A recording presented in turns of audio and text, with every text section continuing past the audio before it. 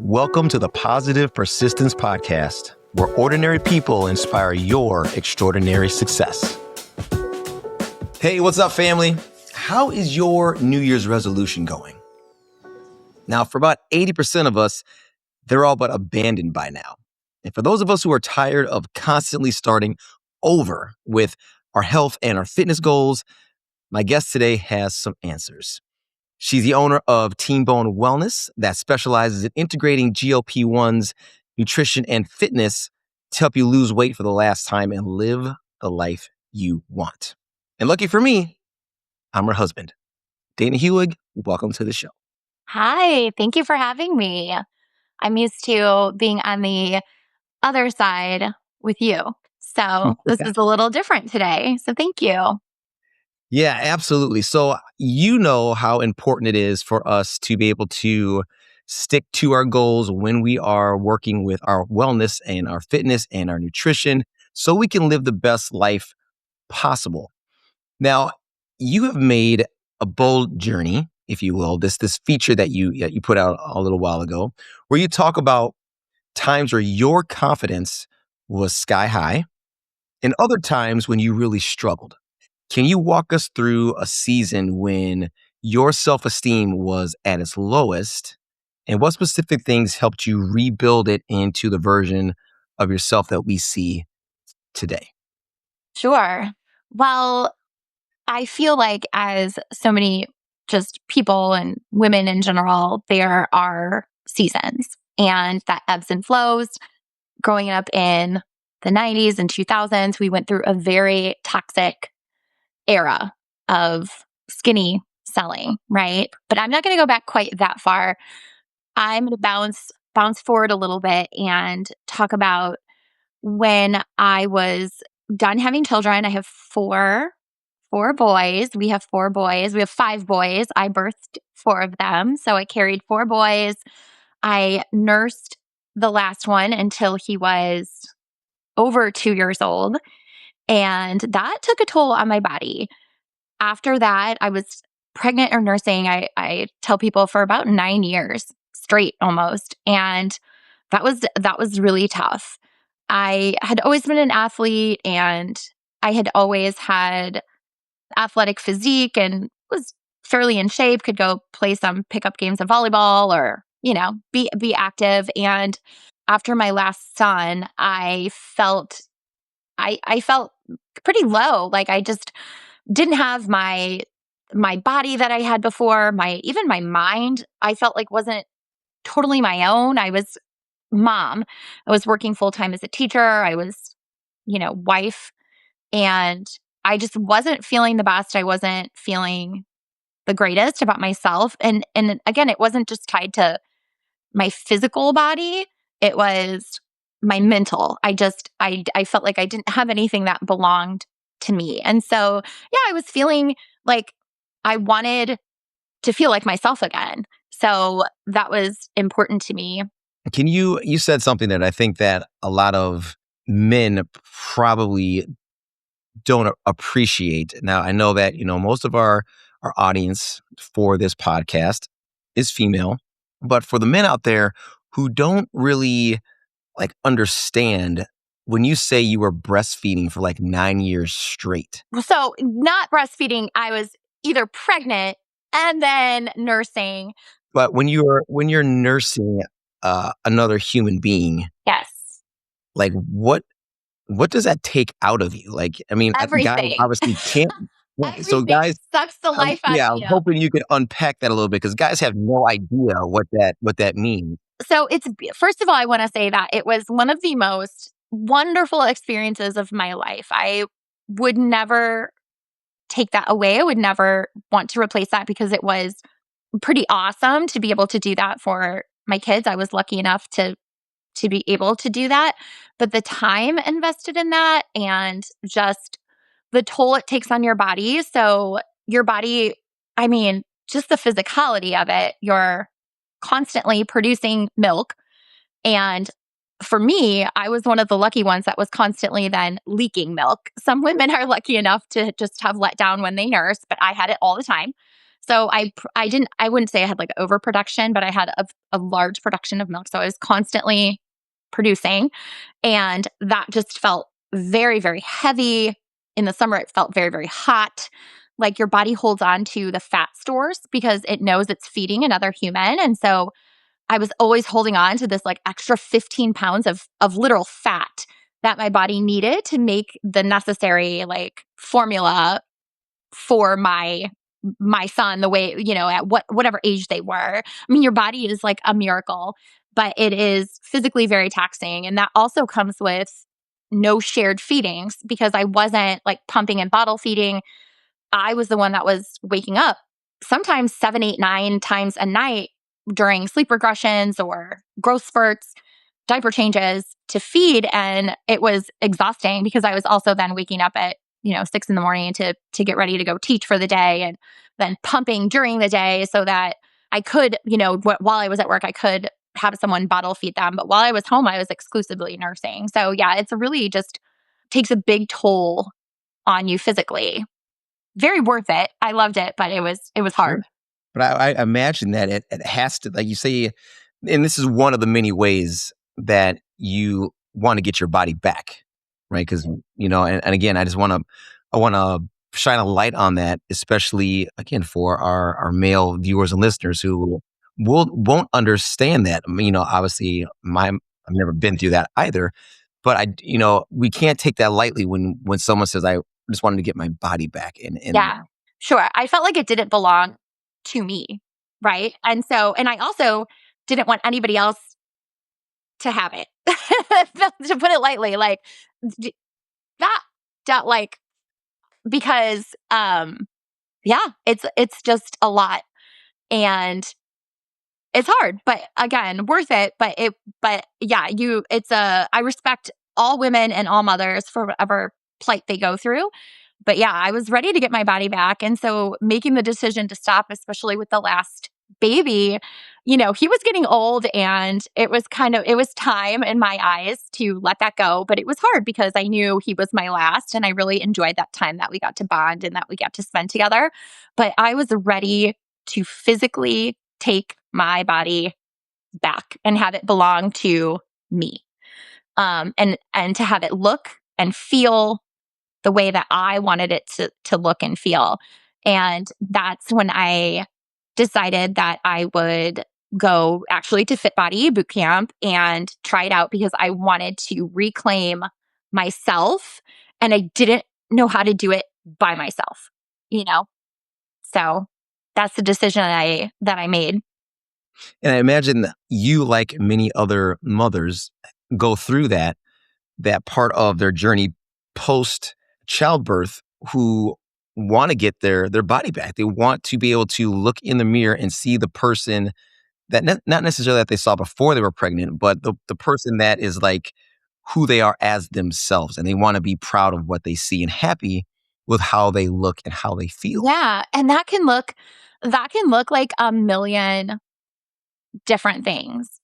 Right? Like your body can look a million ways, and we all have stretch marks and saggy skin after, and your breasts don't look the same, and everything is different and rearranged, and that's fine, but also have the right to reclaim what you had, or how you want to look moving forward, or how you want to feel. So it's not that I wanted to all, like I want to look like a supermodel, or I just wanted to feel healthy and strong, and I wanted to feel energetic, and like I didn't have that, like my body did not belong to someone else.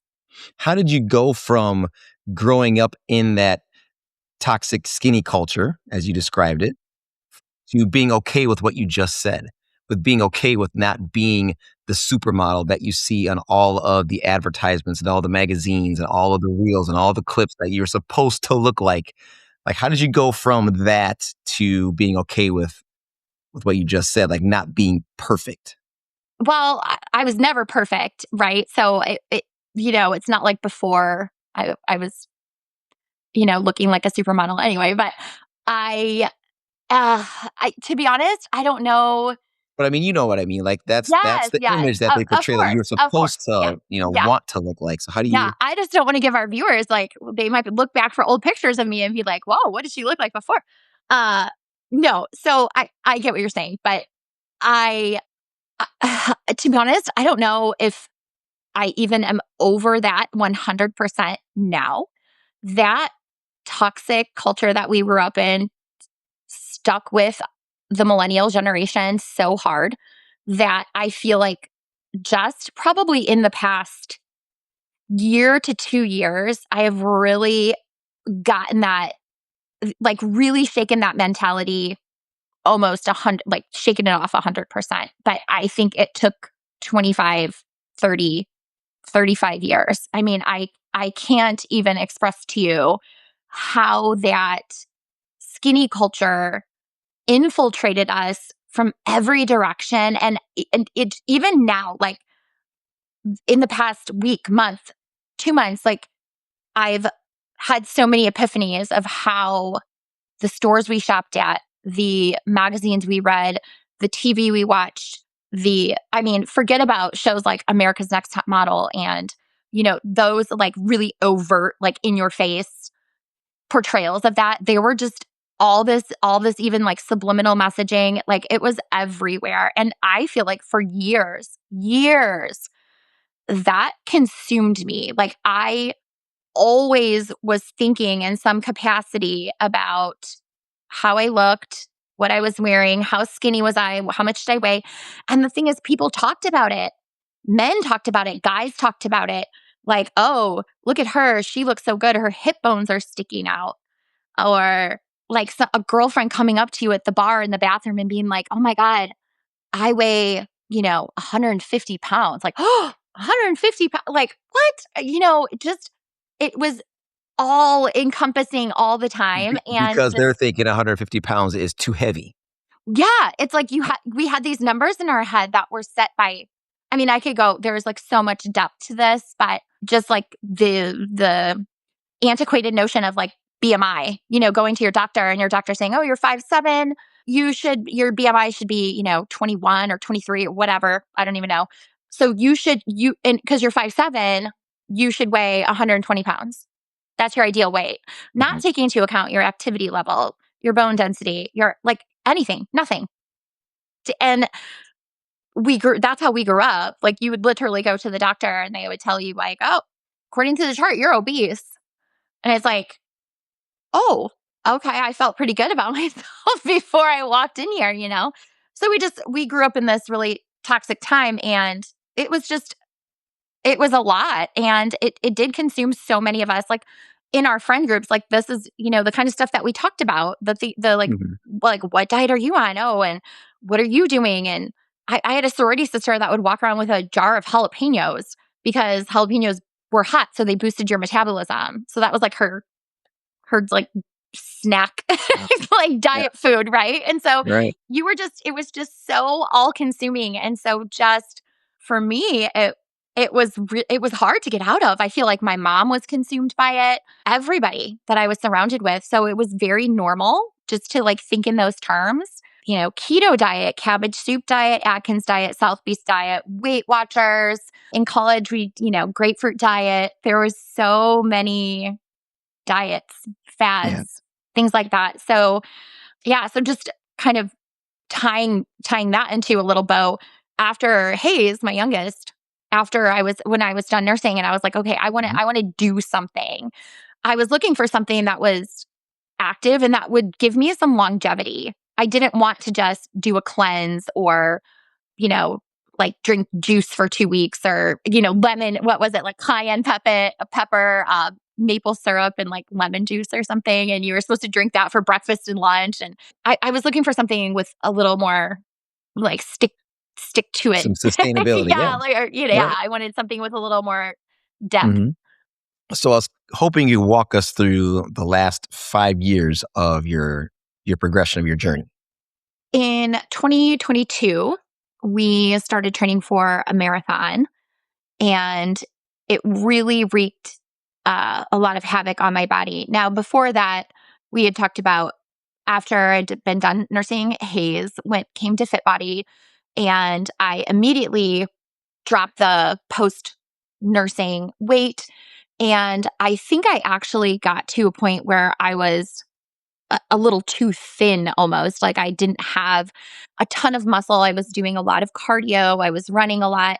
I had rediscovered the love of being athletic and fitness. And I was doing 6 boot camp classes a week. Plus, I was running 5Ks on the weekend. And so I had gotten pretty thin actually. And I don't know that that was necessarily something I was aware of at the time. I felt like I felt great because I was fitting in clothes that I had never fit in, even in high school. I was just feeling really good. I was feeling light when I ran. I felt healthy and strong. But looking back at pictures, I think that it was almost a little too much. I just needed to build back that muscle, which I Mhm. eventually did. So then I kind of went from that like getting thin phase, dropping the fat, to understanding that I needed now to gain some muscle. So gaining muscle, and get to a point where I'm feeling really great and strong, looking healthy, great muscle fat ratio. And then we started training for a marathon, and it just wreaked havoc on my body.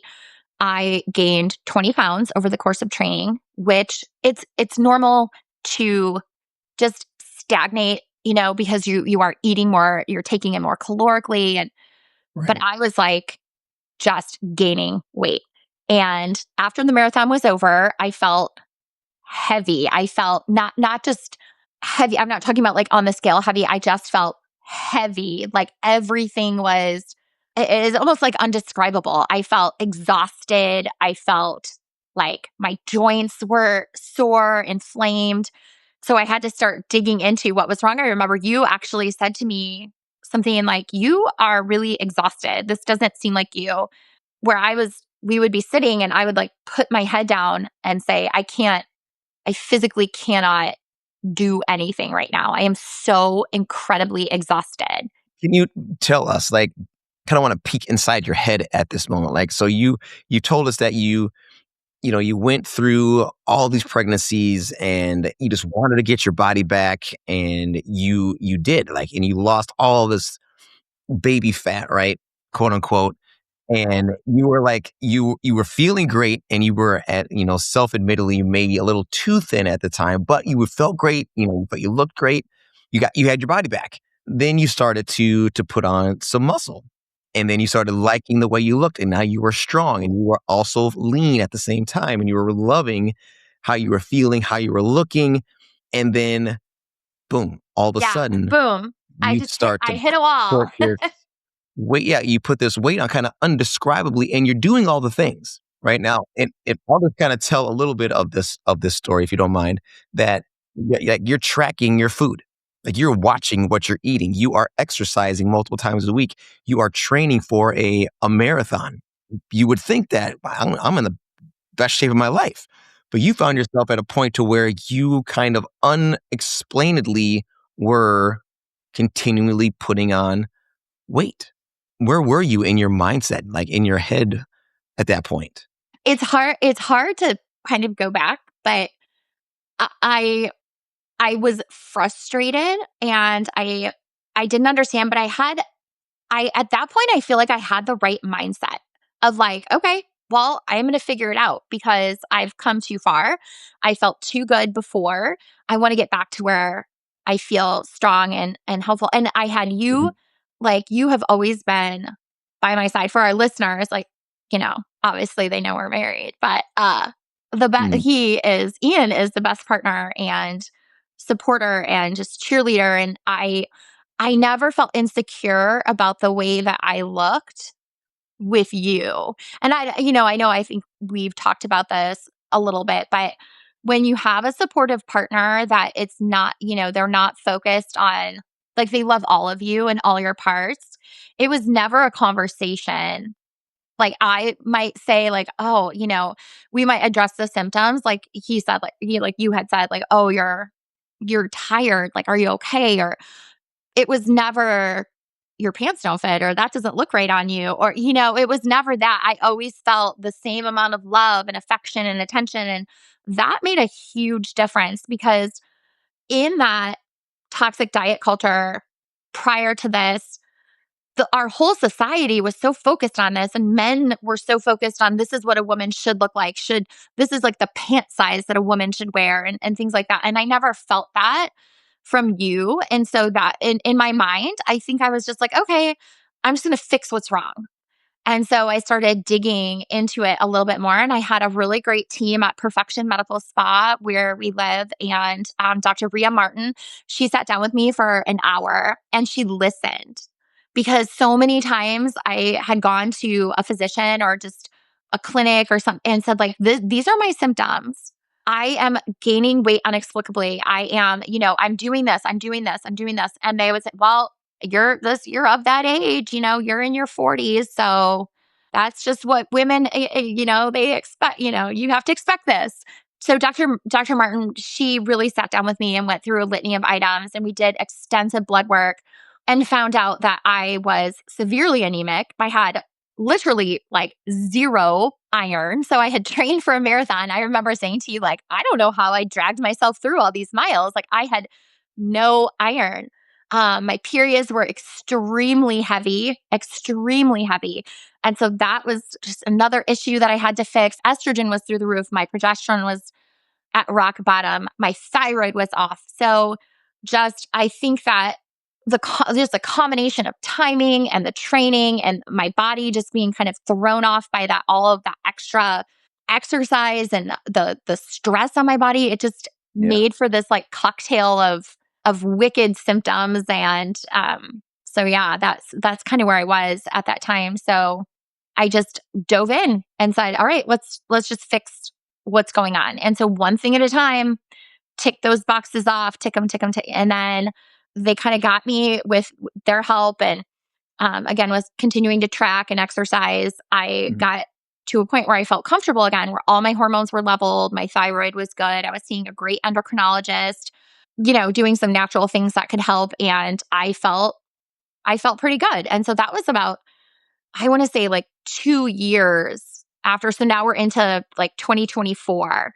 This has gone on. So I'm kind of struggling with this up and down, not feeling the best, a lot of inflammation, some gut issues. I found out my gallbladder was dead. I had to take my gallbladder out. So I had that kind of like thrown in the middle of that whole thing. But yeah, that's where I was. So you were dealing with all of these different symptoms, and to your credit, I mean, you stayed the course. Like you said, you were ticking them off. You're like, you're figuring one thing out at a time. And where did that eventually lead you to finding something that actually like worked for you? So again, the body is such a mystery to me. I'm not, all the science behind it. That's why I rely on other professionals to help me and to guide me. It was, 2024. And again, all of a sudden, I've had my gallbladder out. My blood work is beautiful. I have no markers of any, nothing bad. And I am, taking care of myself, again, tracking my food, exercising, doing everything seemingly the right way, quote unquote. And I started really getting, again, like very inflamed. I felt like I was puffy all the time. My face was inflamed. I said, like, at one point, like, my knees are fat. Like, I just felt like all my joints were just puffy and swollen. I couldn't get my rings off. I was just gaining weight, like creeping up on the scale. So I had fixed everything seemingly, like my hormones, all the things that needed to be fixed. My iron is where it's supposed to be, my thyroid, all the things. And again, now I'm dealing with this kind of inexplicable weight gain. And that's where the GLP-1s came into my purview. And that's kind of why we're talking here today, because I'm talking about Team Bowen Wellness. So that's the start of it in 2024. And so can you tell us, like, when you say it was a start of it, for you physically, what was at the start of? It's time to ask yourself, When was the last time you prioritized you? Did you know that research shows that nearly 85% of high performers struggle to maintain a performance mindset while juggling the demands of work and personal life? Those who actively prioritize their performance mindset and personal growth are 30% more likely to achieve their goals in business and life. If you're feeling crippling stress and anxiety, or if you're feeling guilty when you take a moment for yourself, or if you're stuck in the grind and feeling burnt out, you're not alone. Many of us yearn for more, but struggle with the fear of being judged or feeling selfish. And you want to step into the next best version of yourself. That's why I created the Rinse Method, which got me from paraplegic to marathon runner. Backed by science-based proven strategies and now customized for high performers like you. If you're stuck and stressed and want clear steps that you can implement today to move forward, make sure you visit thepositivepersistence.com to download our free Rinse PDF. I kept hearing about GLP-1s, right? And people were coming to our gym and they were talking about how maybe their A1C was high or they had insulin resistance and their doctor had prescribed Ozempic or, Zepbound or some name brand GLP-1. And I was kind of like, whoa, what? Like very foreign to me. I had no idea what they were. And, kind of that fitness mentality, like you should be doing this the hard way. I should be doing this the hard way. Like, let's work out and eat right. And so at that time though, my mentality started to shift because physically I knew that I was doing everything right, quote unquote, that I just knew I was, and I wasn't under eating. I wasn't overeating. And yes, it was all about balance. I was doing that balanced lifestyle, exercising, being active. And I just was feeling like I couldn't get to my outsides to match my insides. And so I, again, kept hearing about these GLP-1s, and a friend of ours from a Fit Body in California, told me that she was running a wellness clinic in conjunction with her Fit Body. And I said, huh, okay, well, tell me more about this. And so we started talking, and I was like, this is a pretty amazing program that you have here. And I started then talking to you about it and spitballing some ideas. And, I have this brain where I will procrastinate. I will have like a pair of shoes sitting in the middle of the floor for 2 weeks, and I will walk over them and not notice them for 2 weeks. But like, I will build a business in a day, and it's just like this brain. That's kind of how I work. Like, that laundry basket will sit there unfolded for a month, but I will build a business in a weekend. Like, I have, that's like, so I got on it and I was like, okay, this is the stuff I need to do. I need a medical director. I need a nurse. My mom is a nurse, a registered nurse. So that worked out. But I was like, I want to build something where I can help myself and other people, but fill this gap that I saw. Because the reason that I was doubting the GLP-1 business, I guess, in my head was because I saw people using them the wrong way. So I saw people who were trying to like get back into that skinny, like toxic mentality. And I was like, that's not healthy. I know that's not healthy.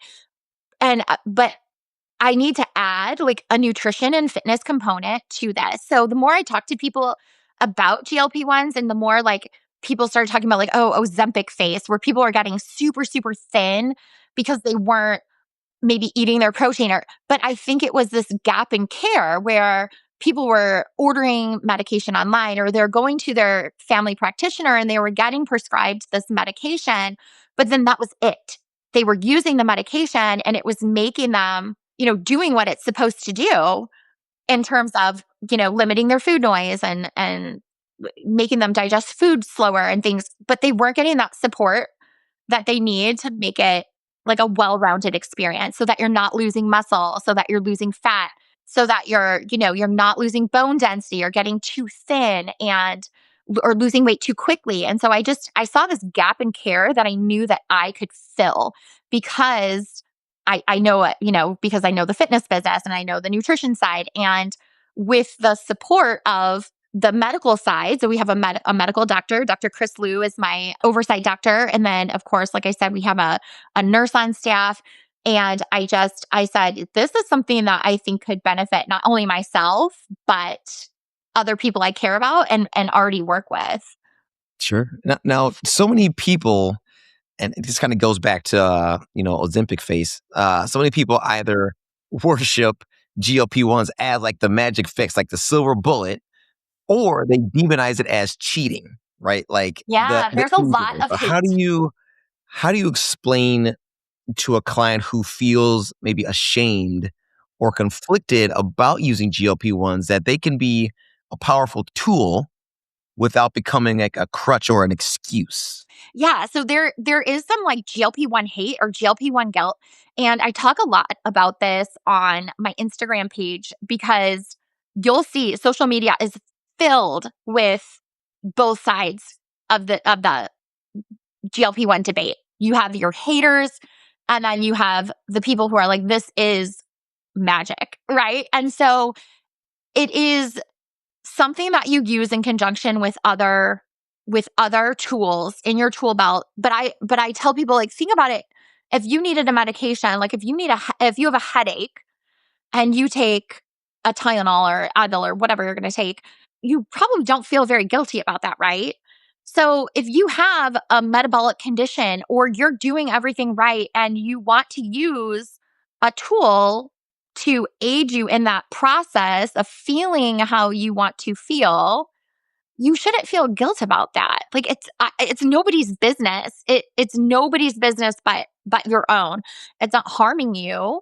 GLP-1s have been around for decades. They are deemed very safe. Of course, there are minor side effects and things, and they might not be right for everybody, but it's generally a very accepted medication. And so it should not carry guilt. Women carry enough guilt, but you should be able to, I'm telling you, as a woman, if you're listening, you should be able to look and feel the way that you want to look and feel without guilt or judgment, especially if you're doing it correctly. Right now, I would never encourage anybody to take the shot and not work out and not eat correctly and just go into a huge caloric deficit and drop a bunch of weight so they can look good in their bikini for vacation. I would never. That is not the kind of practice I'm preaching. I think anybody who's listening can understand that, but it is something that I feel has helped so many people, men and women, look and feel the way they want. And look at what obesity is tied to: different cancers, heart disease, high blood pressure. So not only are you getting a desired aesthetic on the outside, maybe you feel better in your clothes, you carry more confidence, you're playing, playing with your kids, easier because you're feeling more energetic, you're lighter, your joints don't ache. So you're out, you're playing ball, you're playing catch, you're going for walks, like you're just enjoying life more. And you go to your doctor and get your blood work done, and whoa, now your A1C is lower. We've had people that have come off their blood pressure medication. They like my dad, and this not a HIPAA violation because he allows me. I have the full like full I could disclose his findings, but he's done really well. And I love my dad so much and I want him to be healthy and be around for us and the kids for forever. But it has done wonders for him. And just the way that his doctors rave now about his blood work, and he's able to cut down on a lot of medication, and he's just moving better and feels better and is exercising more as a result of it. It's just something that I am really proud of, to be able to fill that gap and take away the stigma from women and men too, who want to use a GLP-1. Yeah, they shouldn't feel guilty about it. Now, there are a lot of people who just want to lose weight, like no matter how it works, just help me lose the weight, right? But there are also people out there that are scared of actually losing muscle strength. They're scared of losing muscle. They're scared of losing energy while they're losing the weight, especially while they're on medication. So, what would you say are like the top two or three maybe mistakes that you see people making with GLP-1s that can lead to that skinny outcome? How do you coach them differently? I mean, first of all, intention. Like if you were intending to just get thin, or again, like you want to drop weight quickly for an event or something, that I would say that that's a kind of a red flag. We want to make sure that you are eating enough protein, that you are losing weight slowly and sustainably so that you could keep it off and that you are lifting heavy weights. It is so imperative that if you are on a GLP-1, now I'm talking about people also like who are wanting to, maybe wanting to lose 20, 30 pounds.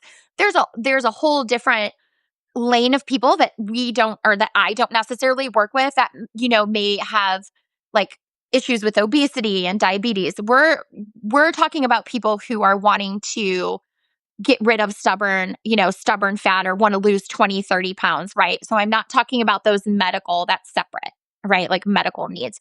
I just want to make that clear. So yeah, so lifting heavy weights, getting into the gym and strength training, because GLP-1s do not inherently make you lose muscle. That is not true. That it's kind of like a fallacy, right? But being on a GLP-1, losing weight quickly because you're not eating is going to make you lose muscle, but that is because you're not eating, because you're not getting protein, you're not feeding, and your body is going to be like, hey, what's going on?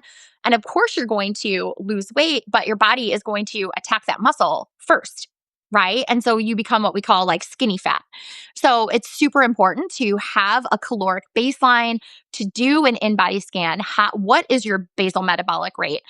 How many calories are you burning at rest? What should your baseline caloric intake be? So that's why it's so important to work with somebody who understands fitness, nutrition, can give you some guidelines and guidance so that you're not under eating, because then you are going to be very, you're going to feel lethargic. You're not going to have energy because your body is not going to have the energy it needs to perform its daily tasks.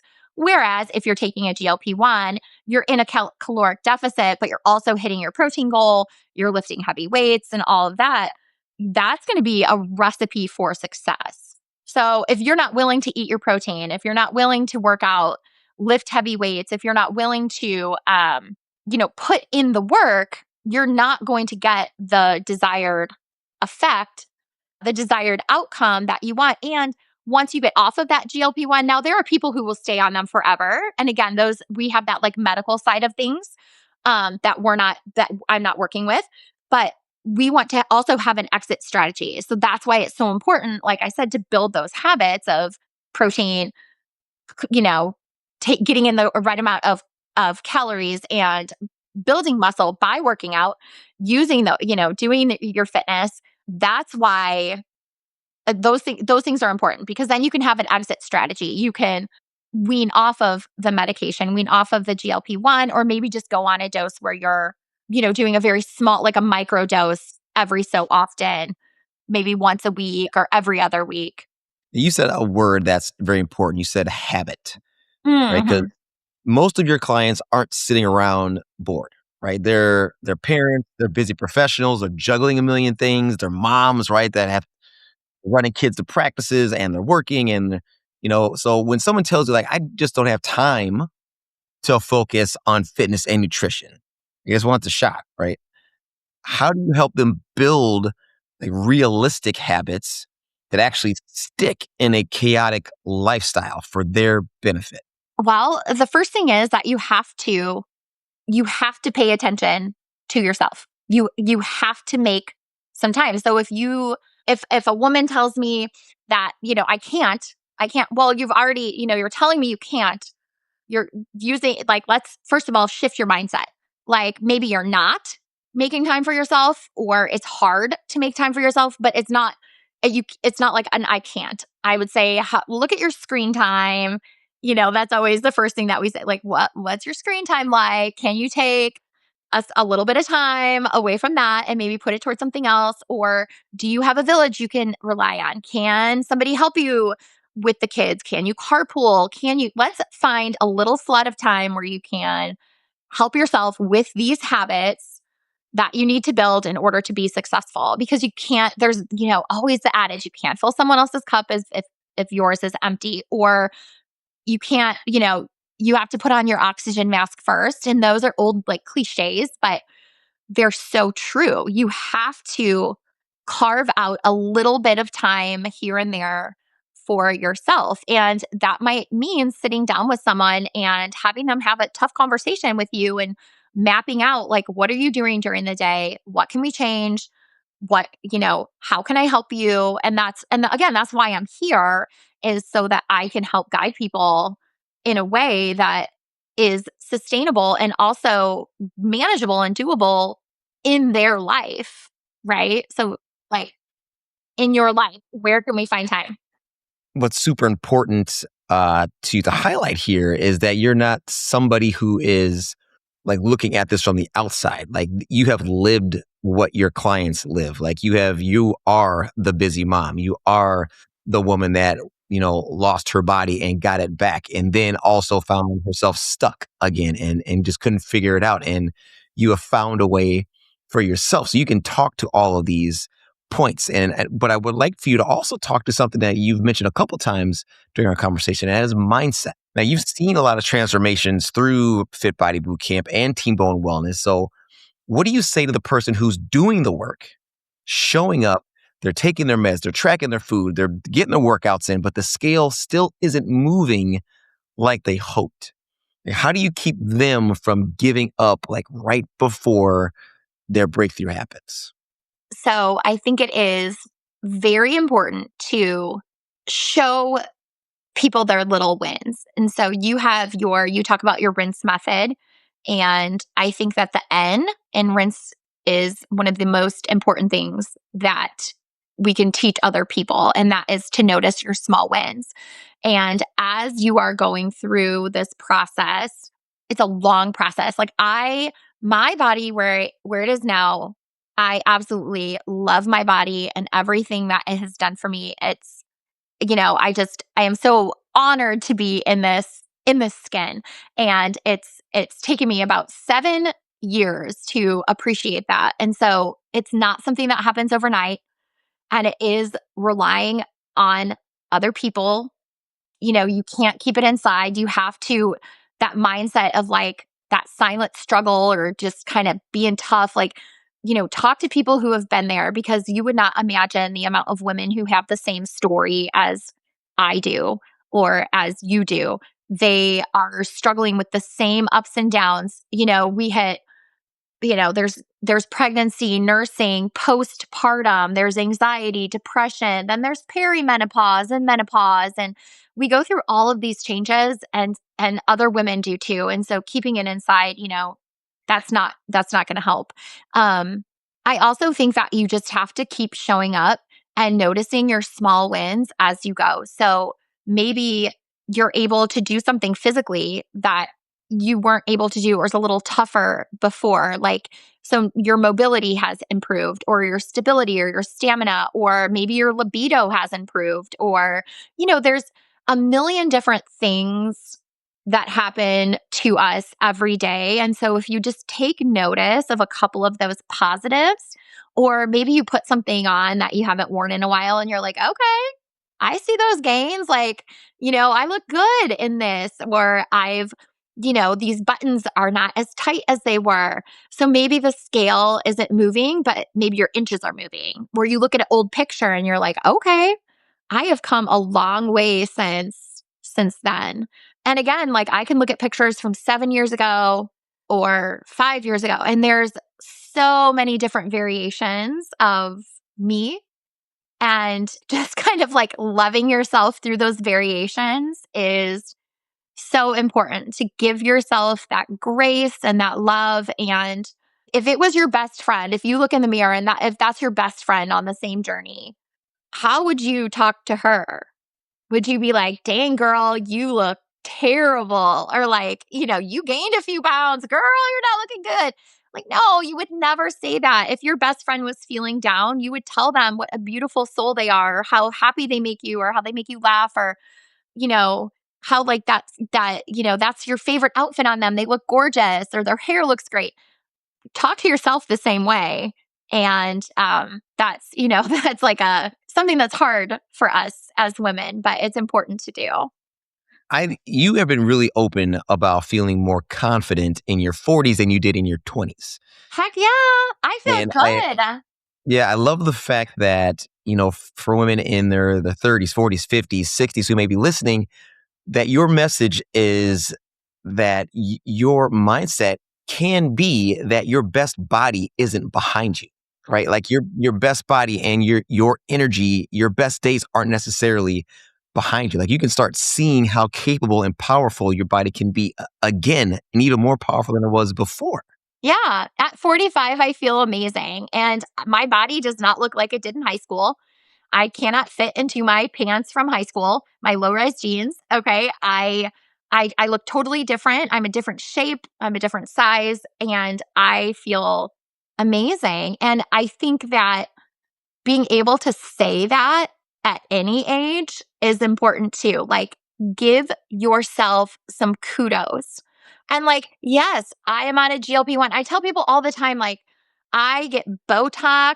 I get a little, little Botox, firm it up. I do things that like make me feel good. I like go get my eyebrows waxed, whatever.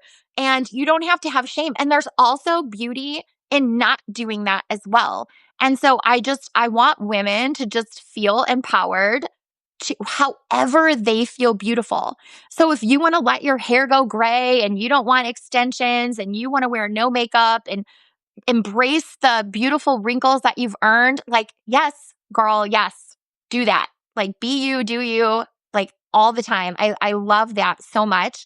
But I also don't want any shame. Like, if you want to do all the things and get your hair done and your nails done and get the Botox and the extension, whatever, get your eyelashes, as long as you're doing it for you because it makes you feel good and like you like to feel a certain way or whatever. Like, I just want women to embrace who they are and and I want them to feel good about themselves because we have been held to these impossible standards for so long that I want women to be like, I want them to like just what is their standard for themselves, and just be happy with that. And so if you want to be 80 in a bikini on the beach, girl, you do that.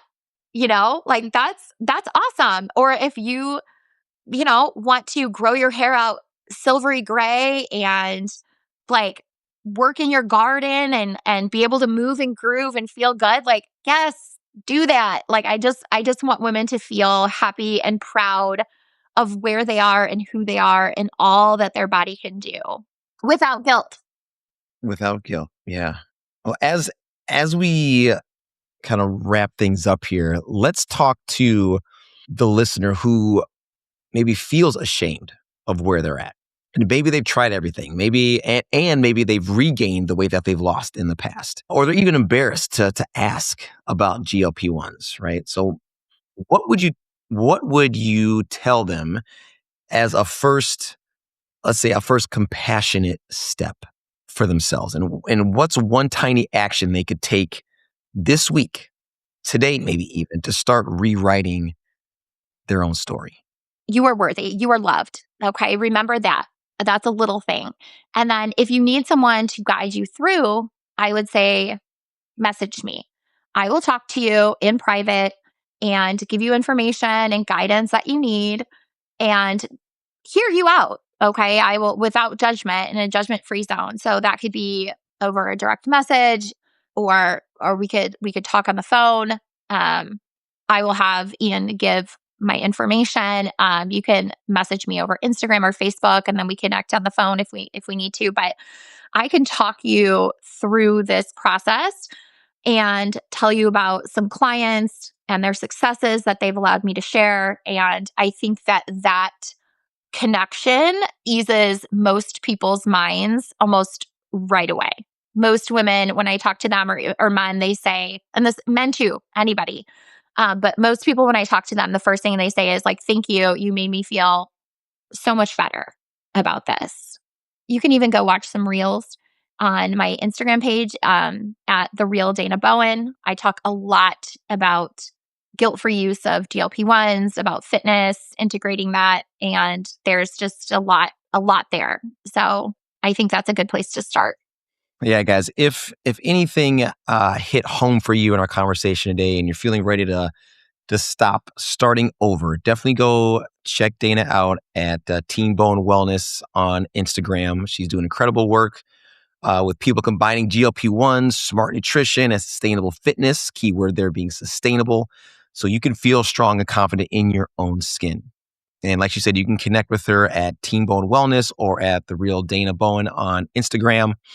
And, let her know that you came from the Positive Persistence fam and that you heard her story and her info here on the show. All right, guys. So I want to obviously thank Dana for joining us today. Thank you very Thank you much for for taking some having time me. out. And I want to thank all of our listeners and all of our viewers for tuning in to this episode. And as always, we're going to wrap it up like we do.